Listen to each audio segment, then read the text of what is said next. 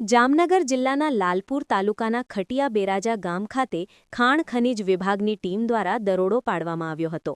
આ દરમિયાન બ્લેકટ્રેપ ખનીજનું ગેરકાયદે કારસ્તાન સામે આવ્યું હતું. ખોદાણ અંગેની ફરિયાદ અન્વયે ચેકિંગ હાથ ધરતા 3 અલગ અલગ સ્થળ પર બ્લેકટ્રેપ ખનીજનું ગેરકાયદે ખનન ઝડપાયું હતું.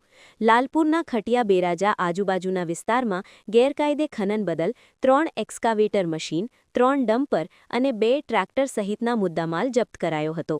પાર્થ ઇન્ફ્રાસ્ટ્રક્ચર લિમિટેડની માલિકીનું એસ્કેવેટર, વધુમાં રાજુભાઈ જેઠવા અને ભરતસિંહ નટુભા જાડેજાની માલિકીના એક એસ્કેવેટર સહિત 3 એસ્કેવેટર તથા મહાવીરસિંહ કાળુભા સોઢા, જનકસિંહ કલુભા પરમાર અને પ્રિયજીતસિંહ ચુડાસમાની માલિકીના 3 ડમ્પર સહિત અલાભાઈ બાવાભાઈ સોલંકીના 2 ટ્રેક્ટર સહિત આશરે 2 કરોડ રૂપિયાનો મુદ્દામાલ જપ્ત કરાયો હતો. જામનગર ભૂસ્તર શાસ્ત્રી કેયુર રાજપુરાની સૂચનાથી કરાયેલી આ કામગીરીને લઈ ખનીજ ચોરોમાં ફફડાટ ફેલાયો હતો. રિપોર્ટર પ્રવીણ ચાવડા, જામનગર.